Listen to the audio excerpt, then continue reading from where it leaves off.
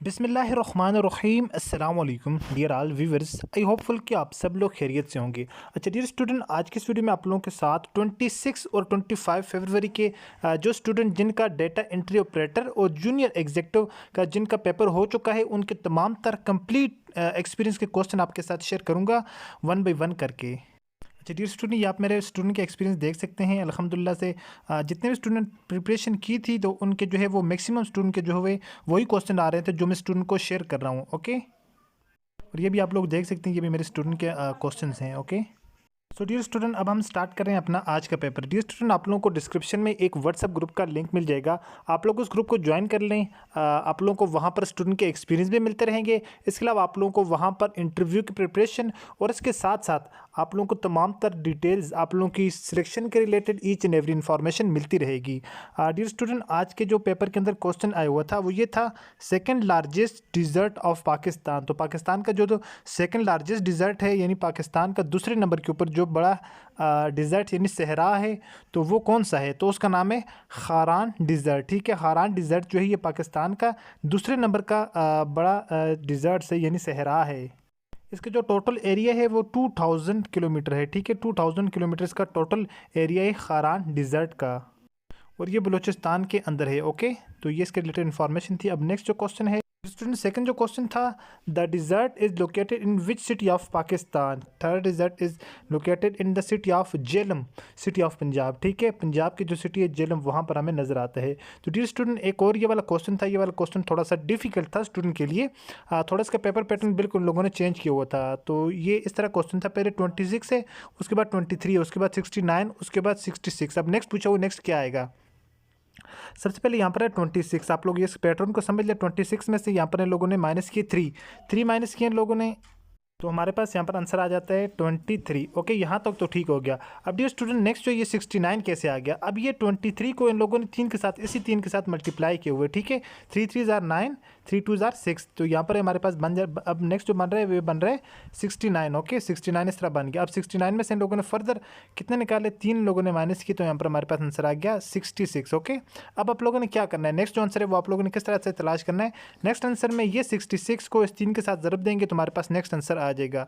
अब 6 को अगर हम 3 के साथ मल्टीप्लाई करेंगे, 6 3 जार स्टूडेंट, ये हमारे पास आ रहा है 198। ठीक है, 198, यानी ये हमारे पास आ जाएगा। जिस वक्त हम ये 66 को 3 के साथ मल्टीप्लाई करेंगे तो हमारे पास आ जाएगा 198। तो 198 में से अगर फर्दर हमसे पूछा जाए, तो अगर 2 डिजिट पूछे हों तो इसमें से हमने फिर 3 निकाल देने, तो हमारे पास आ जाएगा 195। ओके, 198 पहले आंसर आ जाएगा, उसमें से 3 निकालें तो 195 आ जाएगा। जो इस आंसर के अंदर करेक्ट आंसर था वो 198 था। ठीक है, 66 को यहाँ पर आप लोगों ने 3 के साथ मल्टीप्लाई करना था डियर स्टूडेंट। उसके बाद स्टूडेंट यहाँ पर नेक्स्ट क्वेश्चन था, what is the formula of potential energy? ठीक है, पोटेंशियल एनर्जी का यहाँ पर फार्मूला पूछा हुआ था। पोटेंशियल एनर्जी का फार्मूला है potential energy is equal to mgh। तो m यहाँ पर जो है वो मैस है हमारे पास, g हमारे पास यहाँ पर जो है वो क्या है? वो ग्रेविटी है। ठीक है जी, एक्सेलरेशन ड्यू टू ग्रेविटी है जी। h हमारे पास क्या है? h हमारे पास यहाँ पर हाइट है। ओके, तो ये किसका फार्मूला पूछा हुआ था? तो ये वाला क्वेश्चन ये हमारे पास आ गया पोटेंशियल एनर्जी का फार्मूला। उसके बाद डियर स्टूडेंट, यहाँ पर एक और जो क्वेश्चन डिफिकल्ट क्वेश्चन दिया हुआ था वो ये क्वेश्चन था DHOY। तो अब इसकी तरतीब ये है, इसकी तरतीब फर्स्ट ऑफ ऑल यहाँ पर D है, D के बाद इन लोगों ने 3 लेटर स्किप किए हुए हैं, EFG, उसके बाद यहाँ पर पहले लोगों ने EF, उसके बाद जी लोगों ने 3 लेटर छोड़े हुए, उसके बाद लिखा हुआ H के बाद इन लोगों ने फिर क्या किया हुआ? फिर H के बाद 6 लेटर स्किप किए हुए हैं। D के बाद पहले 3 लेटर स्किप किए, H आ गया। H के बाद इन लोगों ने अब 6 लेटर स्किप किए, O आ गया। O के बाद इन लोगों ने 9 लेटर स्किप किए, तो हमारे पास ये Y आ गया।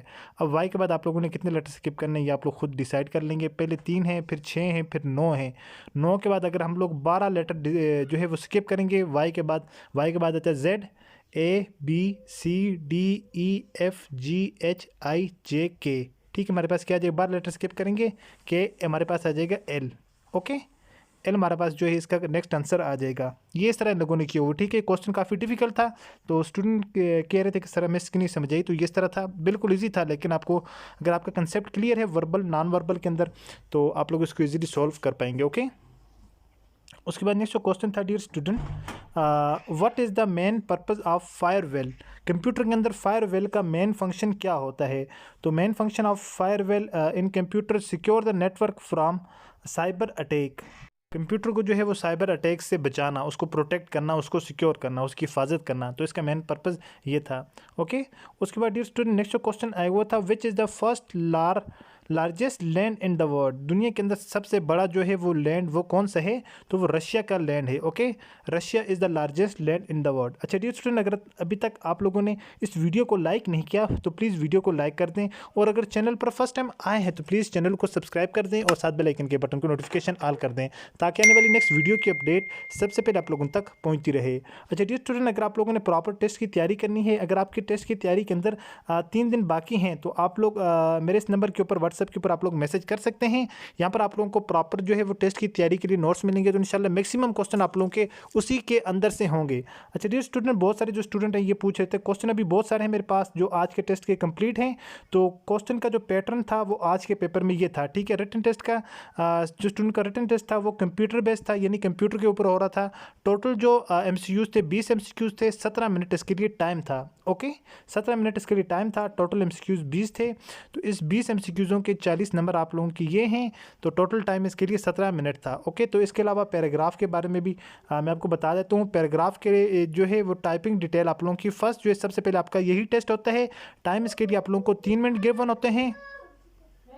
स्टूडेंट टोटल टाइम एक स्टूडेंट के पास 20 मिनट का होता है, जिसमें से फर्स्ट 3 मिनट जो हैं आप लोगों का टाइपिंग टेस्ट लिया जाता है। उसके बाद जो बाकी 17 मिनट मिलते हैं वो आप लोगों को आपके पेपर के लिए टोटल इस तरह जो है वो 20 मिनट हो जाते हैं। ओके, एक उसके लिए एक स्टूडेंट के लिए। नेक्स्ट स्टूडेंट क्वेश्चन था, what is the synonyms for the word diplomatic. तो डिप्लोमेटिक जो वर्ड है इसका मीनिंग क्या है। ठीक है, डिप्लोमेटिक का सिनोनिम्स का मतलब होता है सेम मीनिंग वाला वर्ड। तो ये जो वर्ड है पॉलिटिक, तो पॉलिटिक का मतलब होता है सिफारती। ओके, पॉलिटिक का मतलब होता है सिफारती। सॉरी, डायप्लोमेटिक का मतलब होता है सिफारती, और इसी तरह इसका जो सिनोनिम्स आ जाते हैं वो आ जाते हैं पॉलिटिक। तो उसके बाद आ जाता है ब्लेंड, भी इसको कहा जाता है। ठीक है, नरम मुलायम को, स्मूथ भी हमवार वगैरह हमवार को कहा जाता है। ठीक है, हमवार सतह को। तो इसलिए डायप्लोमेटिक का जो सिनोनिम्स यानी सेम मीनिंग वाले वर्ड हैं वो ये आ जाएंगे, पॉलिटिक, ब्लेंड, स्मूथ। इसके करेक्ट आंसर ये वाले थे। ओके, उसके बाद ये स्टूडेंट एक क्वेश्चन दिया हुआ था 3/3/5। तो ये जो क्वेश्चन था 3/5 प्लस 5/5, तो एक ये वाला क्वेश्चन था। डियर स्टूडेंट 3/5 एंड 5/5 याद रखें, जब आप लोगों के पास डिवाइडेड के नीचे दोनों सेम रकमें हों, जिस तरह ये भी 5 है ये भी 5 है, तो इसका जो आंसर आएगा वो हमेशा 5 ही आएगा आगे। ठीक है, ये 5 आ जाएगा, और ये ऊपर वालों को दोनों को आप लोगों ने जमा कर देना है। 5 और 3 8, 8/5 आप लोगों का इसमें करेक्ट आंसर है। सॉरी, 5 और 5 इसका 5 ही रहेगा, और जो ऊपर वाली रकम है इसको आप लोग इस तरह कर देंगे, ऊपर वाले दोनों जमा होंगे, नीचे वाले दोनों में से एक लग जाएगा, तो उसका करेक्ट आंसर हो जाएगा 8/5। ओके, उसके बाद डियर स्टूडेंट नेक्स्ट जो क्वेश्चन आया हुआ था, the land of mountain is known, जो ये पहाड़ों की सरजमीन किसे कहा जाता है। तो ये नेपाल को कहा जाता है। ठीक है, नेपाल को इसलिए कहा जाता है क्योंकि नेपाल के अंदर बहुत ज़्यादा पहाड़ होते हैं, और दुनिया का सबसे बुलंद तरीन पहाड़ जो है माउंट एवरेस्ट वो भी नेपाल के अंदर ही है। ओके, नेपाल के अंदर माउंट एवरेस्ट नेपाल के अंदर है, ये क्वेश्चन भी आ सकता है। और जो है लैंड ऑफ माउंटेन ये वाला नेपाल को कहा जाता है। तो इसी नेक्स्ट जो पेपर होगा मे बी कि उसमें इस तरह का रिपीटेड क्वेश्चन हो, घुमा फिरा कर थोड़ा देते हैं। अब ये क्वेश्चन दिए हुए K2 present in which mountain range. देखें, पहले क्वेश्चन आता था K2 जो है K2 का पूछा जाता था कि ये कौन से बुलंद तरीन चोटी है, सेकंड नंबर की है, ये कहाँ पर, इस तरह की थी। तो अब इसमें इन लोगों ने थोड़ी लोकेशन चेंज की, लोकेशन का पूछे हुए K2 present in which mountain range, कौन से पहाड़ी सिलसिले के अंदर K2 मौजूद है। तो ये कराक्रम के पहाड़ी सिलसिला है, कराक्रम रेंज का जो पहाड़ी सिलसिला है वहाँ पर मौजूद है। K2 जो है ये दुनिया की दूसरी बुलंद तरीन चोटी है, जबकि पाकिस्तान की पहले नंबर की बुलंद तरीन चोटी है, और कराक्रम रेंज के अंदर वाक़या है। ओके, इसके बाद डियर स्टूडेंट नेक्स्ट जो क्वेश्चन है जी, the largest continent in the world, दुनिया का सबसे बड़ा कॉन्टिनेंट कौन सा है। लार्जेस्ट कॉन्टिनेंट, ठीक है, सबसे बड़ा बरआज़म जो है वो बरआज़म एशिया है। ठीक है, याद रहे, तो पाकिस्तान भी बरआज़म एशिया के अंदर है।